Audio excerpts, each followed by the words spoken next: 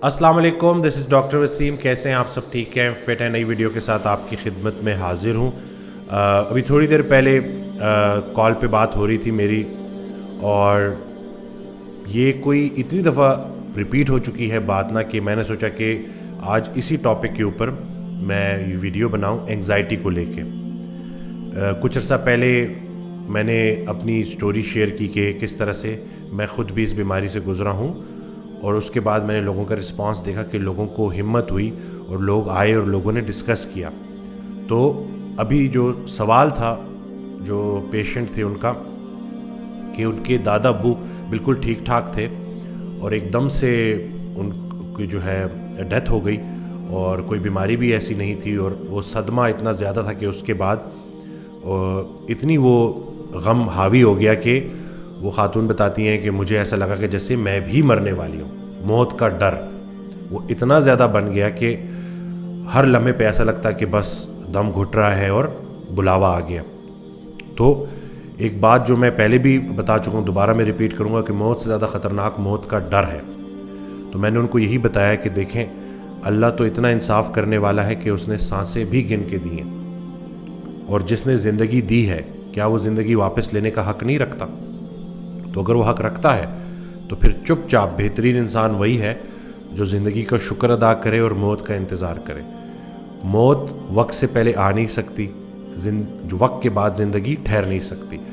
तो मौजूद लम्हे पे राज़ी रहना है। एक चीज़ जिसको हम नहीं बदल सकते कि एक वक्त मुकर्रर है, लेट से मैं इस दुनिया में भेजा गया हूँ तो मेरा वापसी का एक टाइम सेट है। अल्लाह ने कुछ अरसे के लिए भेजा है कि जाओ, खाओ पियो, नेक काम करो, उस दुनिया में इस दुनिया के लिए कुछ काम कर जाओ, और आहिस्ता से जब अच्छे अच्छे काम करके गुनाहों से बचा के ख़ुद को नेकी के रास्ते पे चल के चुप चुप मेरे रास्ते की तरफ चलते चलते चलते चलते आहिस्ता से मेरे पास आ जाओगे। ठीक है? तो हमारा तो ये ईमान है कि हमने कुछ अरसा यहाँ गुजारने के बाद वापस अपने अल्लाह के पास जाना है। तो यकीन वालों के साथ मसला ये हुआ है कि वो शक में मुब्तला हो गए हैं। एंग्ज़ाइटी जो है ना, वो शक की बीमारी है। शक अंधेरा है और यकीन नूर है। तो हमने अपना यकीन स्ट्रॉन्ग करना है, और कलमा भी इजहार यकीन है, चंद अल्फाज नहीं है, इजहार यकीन है कि हम अल्लाह पे ईमान लाए, हम रसूलुल्लाह सल्लल्लाहु अलैहि वसल्लम को जो है वो आखिरी नबी मानते हैं, और जो अल्लाह ने हमें बातें बताई हैं उस पे हम अमल करते हैं, और एक दिन हमने अल्लाह के रूबरू होना है। तो उसके लिए हमने तैयारी पकड़नी है। उस ज़िंदगी का इंतज़ार तो कोई ऐसा शख्स ही कर रहा होगा जो इस ज़िंदगी में कुछ कर रहा है।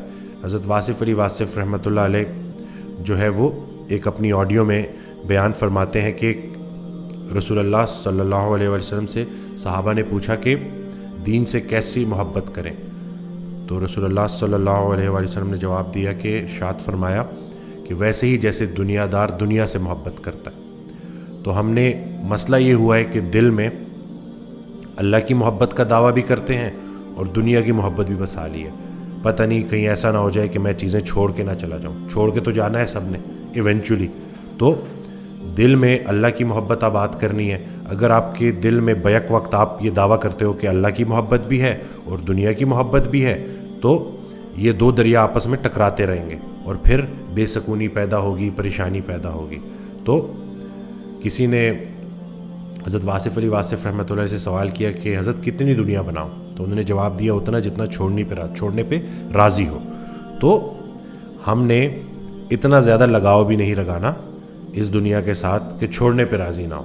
ठीक है? तो एंग्ज़ाइटी जो है उसको ओवरकम करने का तरीका यही है कि अमल की फ़कीरी की तरफ जाना है, अमल की तरफ जाना है। उस दिन मैं एक क्लाइंट से कॉल पे बात कर रहा, पेशेंट से, तो कहते हैं कि जी मैंने बड़ी किताबें पढ़ ली हैं। तो मैंने उनको कहा कि अब और किताबें आपने नहीं पढ़नी, अब आपने इल्म की दुनिया से अमल की दुनिया में जाना है।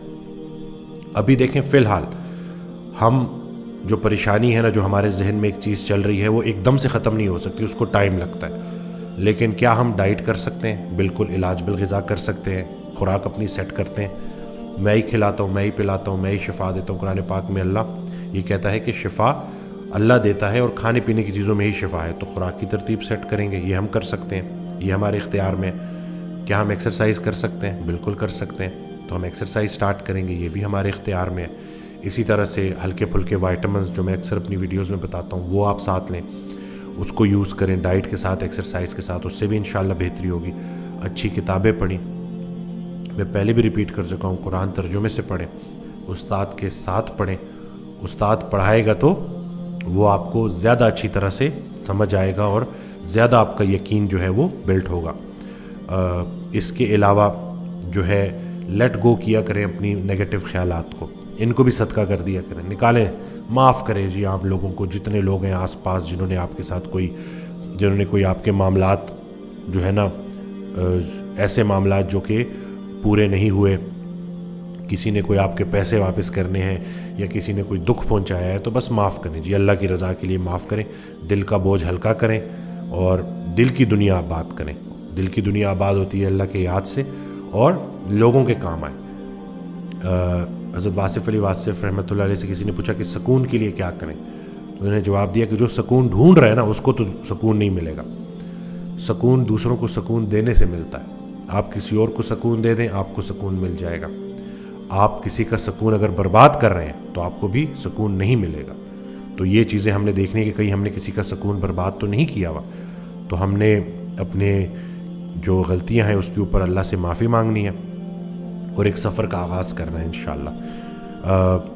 انسان جو ہے نا جب غلط راستے پہ ہوتا ہے تو شیطان اس کو وسوسے دے رہا ہوتا ہے کہ اب اتنا آگے نکل آئے ہو, اب کہاں کچھ ہو سکتا ہے, اب تو واپسی کا کوئی راستہ ہی نہیں ہے. تو یہ شیطان کا جو ہے نا طریقہ ہے آپ کو نا امید کرنے کا. اللہ تعالیٰ قرآن پاک میں ارشاد فرماتا ہے کہ میں جسے چاہوں اندھیروں سے نکال کے نور میں داخل کر دوں. ایک اور جگہ ارشاد فرماتا ہے کہ اور میں جسے چاہوں اس کے جمی گناہ, اکٹھے گناہ جو پورے کے پورے اکٹھے ہوئے ہیں ان کو معاف کر دوں. اور ایک اور جگہ اللہ تعالیٰ کیا کمال بات کرتا ہے کہ اور میں جس کی چاہوں برائیوں کو نیکی میں کنورٹ کر دوں. تو پر امید ہی رہے جی, اب موقع ہی موقع ہے. اللہ کی رحمت اللہ کے غضب پہ حاوی ہے, تو بس اللہ سے پر امید رہنا ہے اور عملی جو ہے نا زندگی گزارنی ہے, باعمل ہونا ہے, صحیح عمل کرنا ہے, اور انشاءاللہ آہستہ آہستہ آپ ان بیماریوں سے نکل آئیں گے. یہ شک کی بیماری ہے, وسوسوں کی بیماری ہے, اپنی اوپر زیادہ بوجھ ڈالنے کی ذمہ داری ہے. اللہ تو ہماری برداشت سے زیادہ بوجھ ہمارے اوپر نہیں ڈالتا, یہ ہم ہیں جو اپنی برداشت سے زیادہ چیزیں اپنے اوپر مسلط کر لیتے ہیں اور پھر ہم بیمار ہوتے ہیں. حضرت واصف علی واصف رحمۃ اللہ علیہ ایک آڈیو میں بیان فرماتے ہیں کہ اللہ تعالیٰ کہتا ہے کہ تو نے مجھ سے رزق مانگا, میں نے تجھے دے دیا, اور پھر تو نے خرچے بڑھا دیے. ٹھیک ہے, یعنی کہ وہ سمجھا رہے ہیں کہ پہلے ہم اللہ سے رزق مانگتے تھے, اللہ نے ہمیں پیسہ دے دیا, پھر ہم نے خرچے بڑھا دیے, اب پھر ہم پریشان بیٹھے ہوئے. تو ہم نے خیال عظیم رکھنا ہے اور زندگی سادہ رکھنی ہے. تو یہ باتیں ہیں, ان باتوں پہ اگر عمل ہو جائے گا تو انشاءاللہ آپ کی زندگی میں بہتری آ جائے گی. چینل کو سبسکرائب کرنا نہ بھولیے گا, ویڈیو کو شیئر کریں اور لوگوں کو بتائیں کہ دیکھیں, پر امید کریں کہ اللہ نے کوئی ایسی بیماری نہیں بنائی جس کی شفا نہ ہو. تو حال نہیں دیکھنا, خیال دیکھنا ہے, اور خیال بلند ہونا چاہیے, اللہ کی رحمت کی طرف ہونا چاہیے. دعا میں یاد رکھیے گا, اپنا بہت خیال رکھیے گا. اللہ حافظ.